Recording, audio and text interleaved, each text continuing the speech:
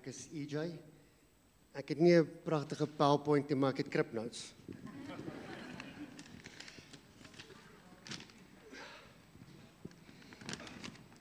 Ek gaan vanaand praat oor my gesondheid. Want ek lyk 100%. Ek is gebore op George in 1975. Kinders, dis voor TV's. Op die ouderdom van 3,5 het ek 'n gewas op die long gekry.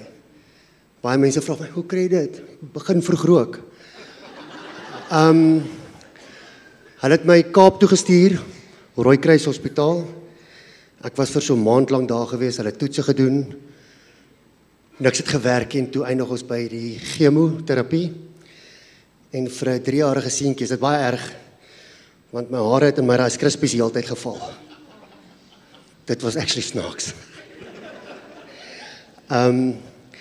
Dit het nie gewerk nie en toe gaan ek Grote Schuur Hospitaal toe en daar het hulle 'n linker pneumectomie gedoen. Lobectomie is hulle haal 'n gedeelte uit, pneumectomie is hulle haal die hele long uit. So ek het tegnies 'n gat hierso. Alles het geskuif in my liggaam. My maag het geskuif weens die gat, hulle het bietjie geadjust. My long het geskuif. My hart sit nie hierso op center nie. Myne sit actually waar almal dink jou hart sit. Hy sit net hierso. My vrou dink my brein is geaffekteer soms. Het jy dit ingeskryf? Ek het 55% longfunksie, wat actually quite nice is, so ek's 'n bietjie above average op vir 'n ou wat een long het. Ek het 'n normale skoolloopbaan gehad, rugby, hockey, tennis. Ja, cricket.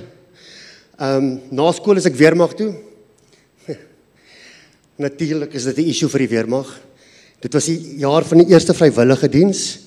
My pa het my gevra wat doen ek volgende jaar? Ek sê ek weet nie. Toe sê hy vir my weermag toe. Toe hulle hoor ek het een long, toe stuur hulle my 2 militêre hospitaal toe. Ek was hier so in Youngsfield gewees. En die ouens wat weermag ken, G1 K1, jou klassifikasie, hulle maak my G3 K5. Dit beteken gaan huis toe en bly in 'n bed. My pa skryf daai tyd vir die minister van verdediging 'n brief. Okay, en dit is nou nie so, ek sê dit erger as wat dit is, maar hy sê vir hulle, ek sal julle nie so as julle hom net asseblief hou nie. So, hulle neem ekstrale en daar so, sit so 'n lang gang, as 'n jong troepie. En ek sien daar so 'n dokter, is 'n kaptein. Sy kyk so, en dan gaan sy weer terug. Kyk so, op die 3de keer, toe roep sy mense, sy staan so met die ekstrale. Dan sê sy, weet jy, nou dis maar die lekkerste tyd in my lewe. Ek sê, nee dokter, wat? Is daar fout? Sy sê, jy weet nie, ek sê, ja, ek weet van die long. Hoe het jy het verloor? Poker.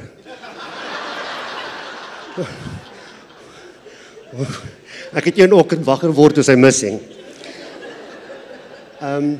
Ook as jy na 'n nuwe dokter toe gaan, of as jou dokter 'n leukem het, sorry, ek gaan sê dokter, haal asem.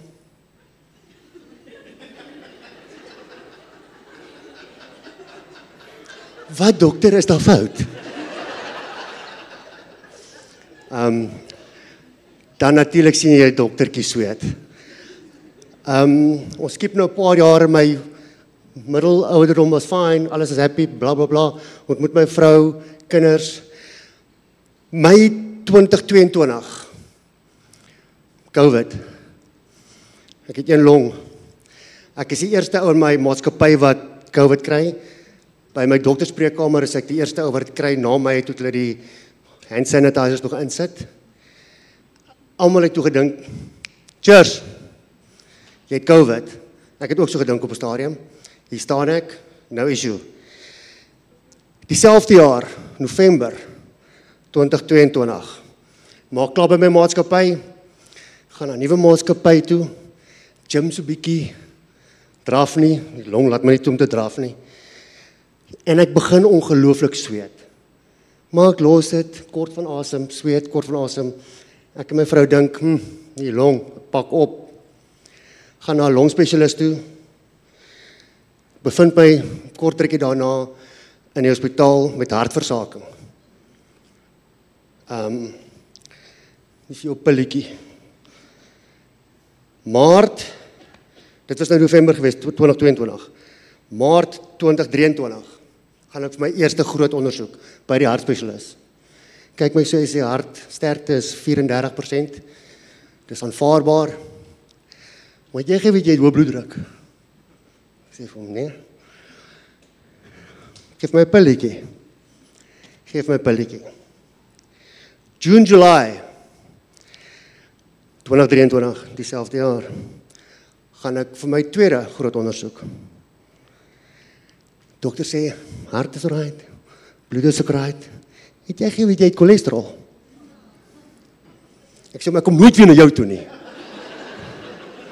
Wat het ek volgende? Geef my 'n pilletjie. Sorry, ek moet lees, want hier is te veel datums. Dit was die cholesterol. Januarie, Februarie gaan ek na my dokter toe. Van 2024 gaan ek my eie dokter toe vir verkoue. Hy gaan so deur my val, hy sê vir my, jou suiker is besig om dit te doen. Ek sê vir hom, nee, dankie. Hy sê, maar, dis nog voor dit ernstig raak. Moet 'n bietjie eet en changes jou lewe gaan as dit kan beheer. En ek het nie 'n pilletjie gekry nie. Ons het dit onder beheer. Januarie 2025. My maatskappy vir wie ek werk doen elke jaar 'n vol medies met ons, met bloedwerke, oortoetse, oogtoetse. Ons werk met materiaal wat nie baie great is nie. En die suster kom aangehardloop. Wat gaan aan met jou lewer? Nou, jy sê nie so iets vir iemand nie, wat gaan aan met jou lewer? Maar hou aan. Wat gaan aan? Hulle het 2 toets op my gedoen, dis 'n gamma toets. Nou, die enigste gamma wat ek ken is met Hulk, gamma radiation. En 'n AST toets. Nou die AST wat 38 moet wees was 57, ek weet nie wat dit beteken nie. En die gamma telling wat 60 moet wees of onder is 121. So sê my ek moet na my GP toe gaan. Ek gaan na my GP toe. Hy sê, nee man, wees rustig. Vir 6 weke gaan op 'n bietjie gesonder etetjie. Drink 'n bietjie water en los die aanvullings, weet soos jou omega en jou spirulina en jou rooi peperpille en jou vitamines. Los daai goed bietjie uit. Na 6 weke gaan ek terug na hom toe. AST is 100, maar hierdie gamma ding wat 60 moet wees, myne was 121. Toe hulle weer toets is dit 180. So moenie gesond eet nie.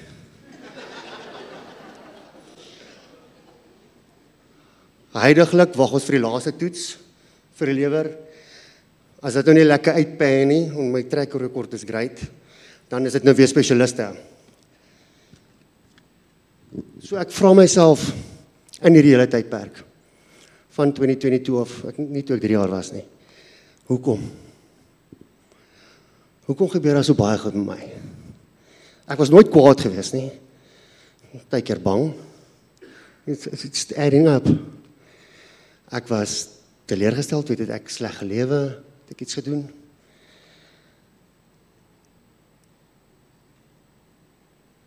Maar ek het gesê, weet wat, ek's 'n man.